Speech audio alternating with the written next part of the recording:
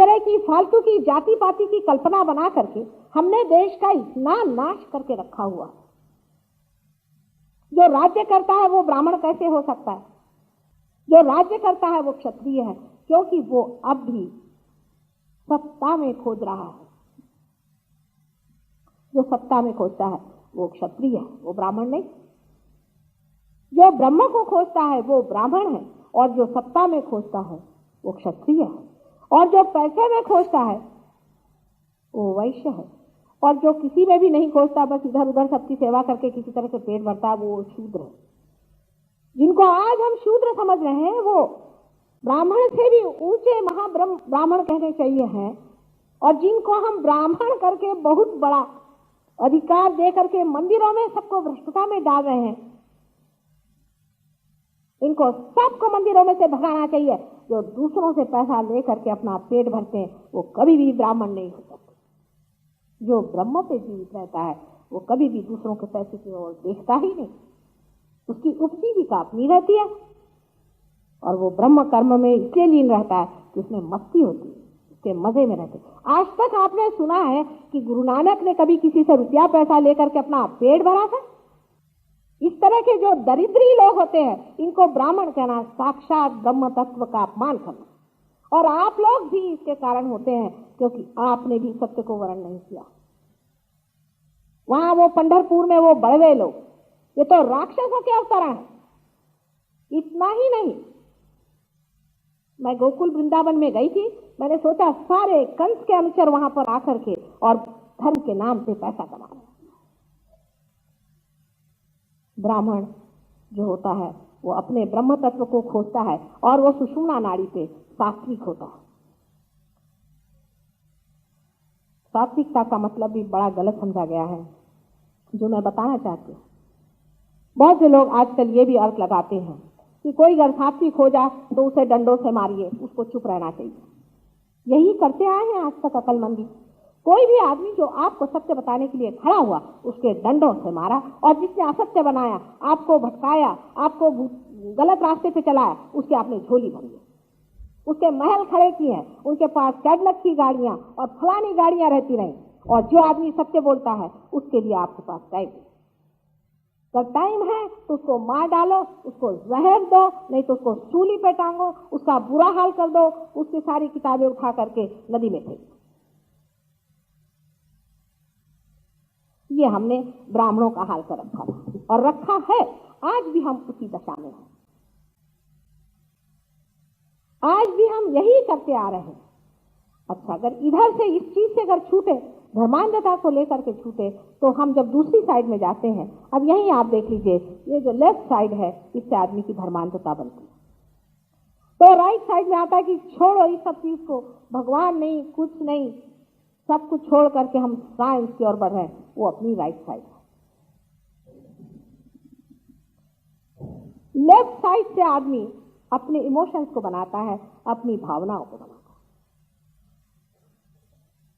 अपने देश में लोग भावनात्मक हैं, ज्यादा अधिक हैं।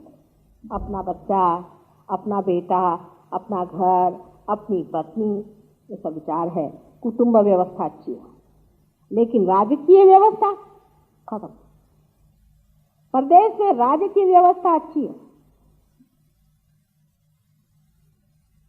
इकोनॉमिक व्यवस्था अच्छी है, लेकिन कुटुंब व्यवस्था एकदम खत्म। उनकी राइट साइड जगी हुई है और हमारी लेफ्ट साइड। इन दोनों के बीचों बीच जो सुषुम्ना नाड़ी है उसे पाने का, लेकिन उसमें पाना बहुत मुश्किल है, उसमें चढ़ना बहुत मुश्किल है, क्योंकि आप देख रहे हैं कि वो बीच में कटी हुई है। जैसे कि 3 सीढ़ियां हैं, एक लेफ्ट में, एक राइट में और एक बीच में है जो अधूरी है।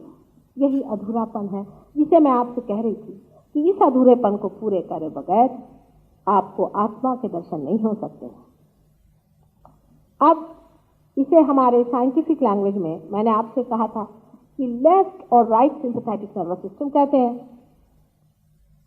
इसे नहीं कहते हैं, ये तो अंतर्हित अंडर करंट्स है, लेकिन इससे जो मैनिफेस्टेड है बाहर, उसे कहते हैं।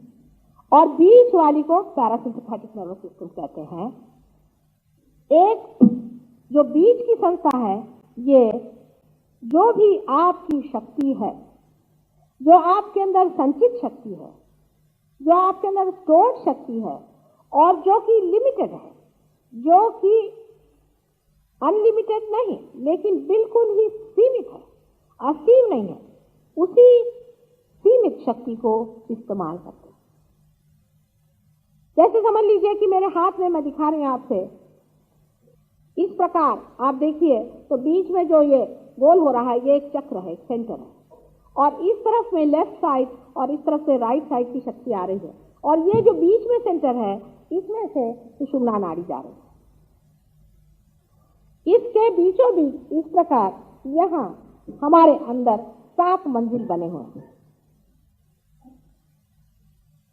हम लोगों ने अभी तक जो मंजिल तय किए हुए हैं वो सारे इसमें बने हुए हैं।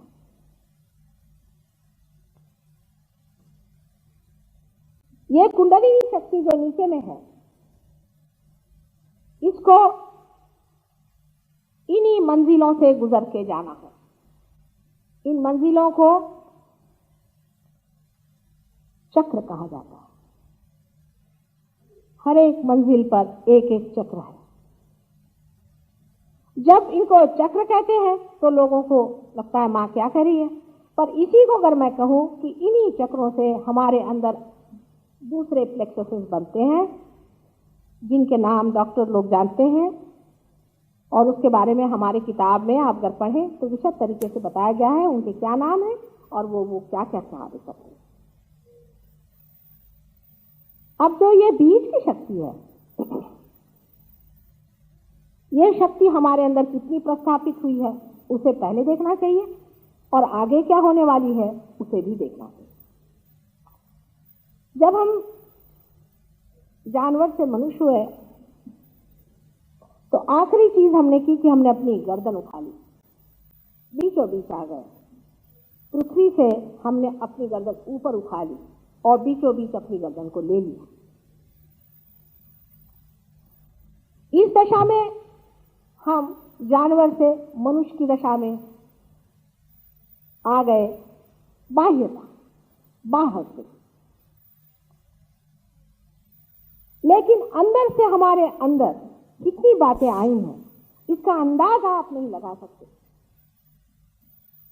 सबसे तो पहली चीज हमारे अंदर यह आई कि हमने ये जाना कि मनुष्य के अंदर कोई न कोई ऐसी शक्ति है जो उसको सस्टेन करती है, जो उसको पालती है, पोसती है, सस्टेनेंस पावर, और जिसके कारण मनुष्य मनुष्य कहलाता है। जैसे सोना है, वो इसलिए सोना कहलाता है कि वो खराब नहीं होता। उसी प्रकार मनुष्य वो होता है जिसके अंदर ये धर्म, 10 धर्म जो बनाए गए हैं वो स्थित होते हैं। जिस मनुष्य के अंदर ये 10 धर्म स्थित नहीं होते वो अभी अधूरा है।